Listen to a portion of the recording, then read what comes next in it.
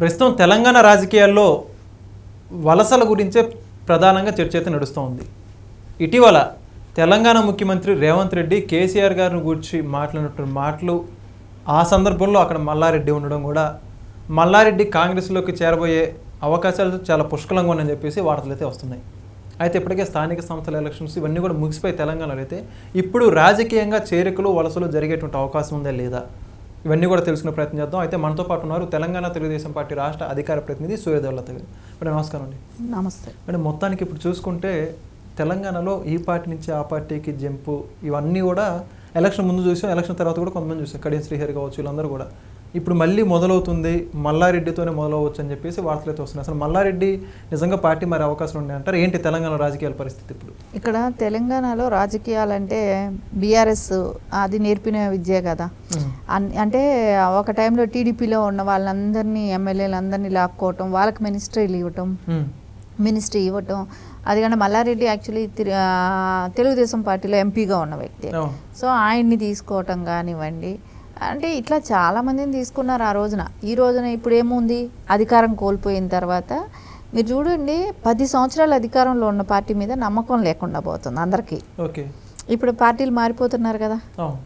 So ఎందుకు మారిపోతున్నారు అంటే ప్రజల్లో, అంటే వాళ్ళు ఏదైతే ప్రజల్ని మభ్యపెట్టాలని చూసారో అది ఇంకా అవ్వదని. ఎంతసేపు ప్రాంతీయవాదం గురించి మాట్లాడారు, ఆ ప్రాంతీయవాదాన్ని చెక్ పెట్టేటట్టు మళ్ళీ బీఆర్ఎస్ అని తీసుకున్నారు. ఇప్పుడు మళ్ళీ టీఆర్ఎస్కి వద్దామని ఆలోచిస్తున్నారు. ఇదంతా ప్రజల్లో మళ్ళీ ఎలా వెళ్ళి మాటలు చెప్పగలుగుతాము. ఇప్పుడు ఓటు అడిగేటప్పుడు వీళ్ళే నేను దేశకి నేత అంటారు, పక్క రాష్ట్రంలో పెట్టారు, అవన్నీ జరిగాయి కదా. పార్టీలు పెట్టారు, అక్కడ కూడా పార్టీ ఆఫీసులు ఓపెన్ చేయటం, అక్కడ మీటింగులు పెట్టడం, అవన్నీ చెప్పారు. అక్కడ అధ్యక్షులను కూడా పెట్టడం, పార్టీ అధ్యక్షుల్ని. ఇవన్నీ జరిగిన తర్వాత ఈ రోజున మళ్ళీ టీఆర్ఎస్ అని మార్చుకుంటారు అంటున్నారు. మళ్ళీ టీఆర్ఎస్ అని పెట్టుకుంటే ప్రజల్లోకి వెళ్ళి ఏం చెప్తారు? ఆ నాయకులు చెప్పాలి కదా, ఫేస్ చేయాలి కదా. అది ఇప్పుడు ప్రజల్లోకి ఇప్పటి వరకు ఏదైనా చేసుంటే 10 సంవత్సరాలు అధికారంలో ఉన్నప్పుడు వాళ్ళు ఏదైనా చేసి ఉండొచ్చు రాష్ట్రం అభివృద్ధిలోకి. ఇప్పుడు కాంగ్రెస్ చేయలేదు కాబట్టి అని వీళ్ళు మాట్లాడుతున్నారు, కాంగ్రెస్ చేయట్లేదు అని మాట్లాడుతున్నారు. మీరేం చేశారో చెప్పాలి కదా. మేము ఉన్నప్పుడు మేము ఇది చేసాం అది చేసాం అని ఏదో ఒకటి చెప్పాలి కదా. సో చెప్పేటట్టయితే ఏమీ కనపడ్డాలా, అన్నీ ఫెయిల్యూర్సే కనపడుతుంది. ఎక్కడ ఉద్యోగం ఇచ్చింది లేదు, నీళ్లు నిధులు నియామకాలు అన్నట్టే మనం తెలంగాణ తెచ్చుకుంది. నీళ్లు చూస్తే కాళేశ్వరం లాంటి కూలిపోయే ప్రాజెక్టు కట్టాడు, నిధులు చూస్తే మనం సున్నా చేసి పెట్టేశాం ఇక్కడ. అంటే అప్పుల పాలు చేసాం తెలంగాణ రాష్ట్రాన్ని. నియామకం విషయం ఉద్యోగం ఇచ్చిన పాడు లేదు, ఒక డిఎస్సి కానీ ఒక జాబ్ క్యాలెండర్ కానీ ఏమీ వచ్చిన పరిస్థితి లేదు. సో ఇప్పుడు ఇవన్నీ ప్రజలకు ఎట్లా అనిపిస్తుంది, సో ఎట్లా మనం ప్రజల్లో ఫేస్ చేయగలుగుతాం అనే ఆలోచన ఖచ్చితంగా ఉంటుంది. ఆ ఎమ్మెల్యేలకే కానివ్వండి, ఎంపీలకే కానివ్వండి. అది కూడా కాకుండా ఇప్పుడు సన్నగిల్లుతుంది, పార్టీలో చీలికలు ఎక్కువ ఉన్నాయి. కేటీఆర్ గారు ఒక పక్క, కేసీఆర్ గారు ఒక పక్క, ఆల్రెడీ కవిత గారు వేరే పార్టీ పెట్టారు.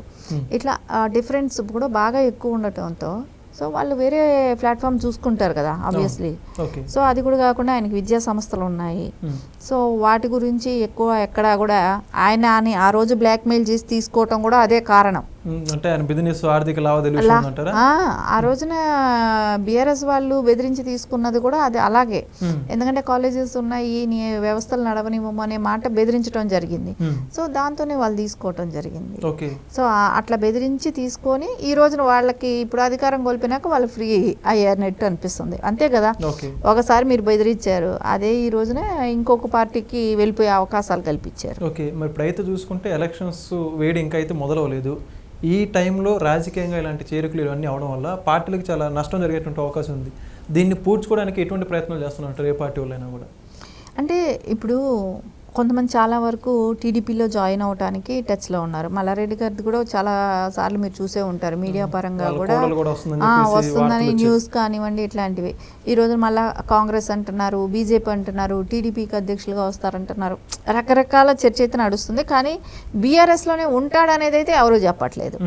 సో ఆయన కూడా బహిర్గతంగా ఓపెన్గా రేవంత్ రెడ్డి గారి ప్రోగ్రాంకి వెళ్ళి ఆ రేవంత్ రెడ్డి గారి మీటింగ్లో తిడుతున్నారు. కేసీఆర్ గారిని, కేటీఆర్ అందరినీ మాట్లాడుతున్నారు. అక్కడే ఆయన మీటింగ్లో కూర్చొని వింటున్నారు కదా, ఎక్కడా ఖండించలేదు. సరే అదే ఇది వీళ్ళు ఏమైనా పార్టీ నుంచి సస్పెండ్ చేస్తున్నారా అంటే వీళ్ళు సస్పెండ్ చేయట్లా.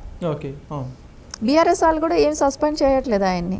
సో ఇప్పుడు ఏమైనా జరుగుతుందా, ఇప్పుడు ఏమైనా సస్పెండ్ చేస్తారా చేయరా? మొన్నటి వరకు అయితే ఏం చేయలేదు, నిన్నటి వరకు కూడా. సో ఈ రోజు ఎట్లా ఉంటుందో తెలియదు. సో చేసినా చేయకపోయినా ఆయన అయితే పార్టీ మారిపోయేది ఖాయం అనేది వాళ్ళకు కూడా ఐడియా ఉంది. ఓకే, మరి ఇప్పుడు ఈ చేరికల ద్వారా అయినా బీఆర్ఎస్ పార్టీ పుంజుకునే అవకాశం ఉంటుందంటారా? బీఆర్ఎస్ పార్టీ ఎట్లా పుంజుకుంటుంది? బీఆర్ఎస్ పార్టీ నుంచే వాళ్ళు వెళ్ళిపోతున్నారు కదా.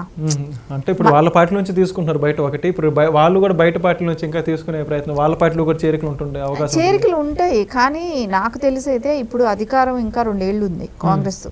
సో అట్లాంటి చేరికలు ఏదైనా ఉంటే కూడా బిఫోర్ ఏదైనా ఉంటుంది, ఒక 6 నెలల ముందు నుంచి ఏమైనా స్టార్ట్ అవ్వచ్చు. ఇప్పుడైతే నాకు తెలిసి ఎవరు వెళ్ళరు కూడా, అధికారంలో ఉంది పార్టీ కాబట్టి ఇప్పుడు వెళ్ళే పరిస్థితి అయితే ఉండదు. అదే బీఆర్ఎస్ నుంచి అయితే వెళ్ళిపోయే అవకాశాలు కనపడుతున్నాయి. ఆ బీఆర్ఎస్లో కూడా ఆ క్యాండిడేట్స్ ఎంతవరకు, ఇప్పుడు మంచి క్యాండిడేట్, ఇప్పుడు మల్లారెడ్డి అంటే పెద్ద క్యాండిడేట్, ఆయన ఇంకో కొంతమందిని గెలిపించుకోగలడు, ఆయన గెలవగలడు, అంత ఖర్చు పెట్టగలడు.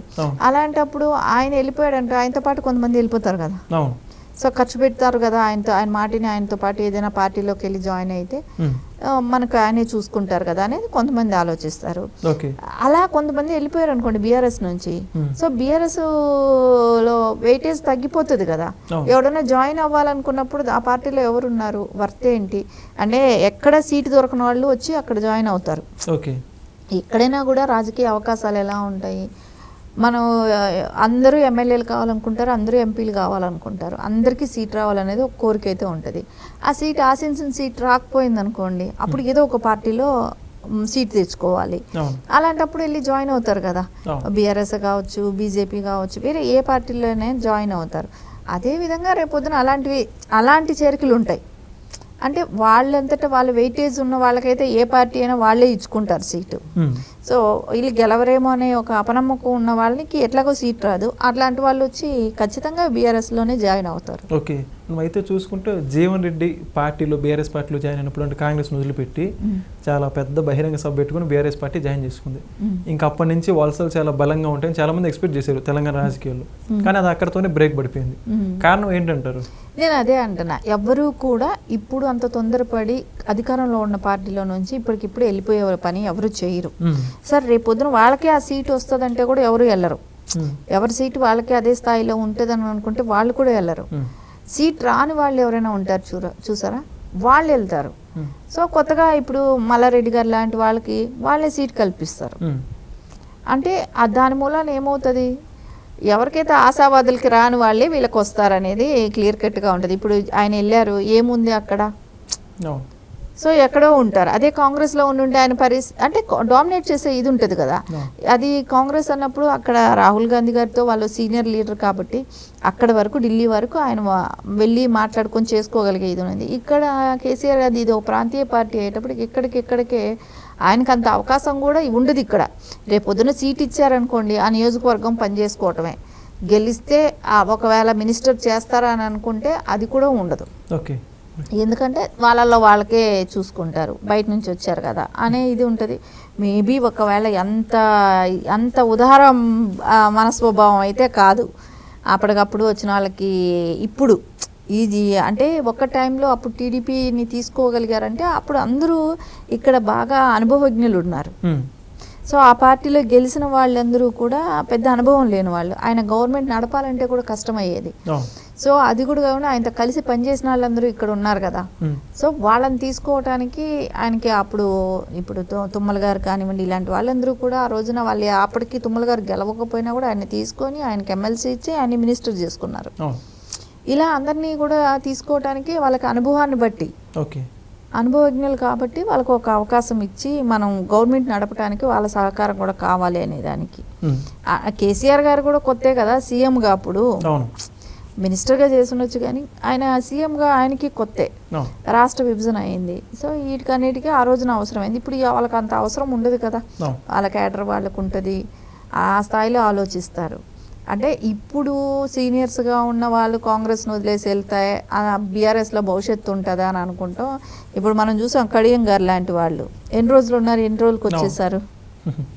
అందరి పరిస్థితి అట్టాగే ఉంటుంది. అంటే సీనియర్ నాయకులను ఎవరైనా తీసుకున్నారనుకోండి, రేపు ఆయన ఇప్పుడు జీవన్ రెడ్డి గారిని తీసుకున్నారు, ఆయన ఎన్ని రోజులు ఉంటాడో చూద్దాం, మళ్ళీ రిటర్న్ వెళ్ళిపోవచ్చు కదా. ఇంకా చాలా టైం ఉంది కదా, చాలా టైం భవిష్యత్తు. ఉంది. రేపు ఆయనకి వాళ్ళ నియోజకవర్గంలో ఉన్న ఈక్వేషన్స్ కానివ్వండి అవన్నీ కూడా చూసుకుంటాడు కదా. అప్పటి రేపు పరిస్థితులు ఆయనకే సీట్ ఇస్తామని చెప్పి కాంగ్రెస్ అంటే మళ్ళీ అక్కడికి వెళ్ళిపోతారేమో, ఇవన్నీ చెప్పలేం. అవును. Thank you ma'am. నమస్తే.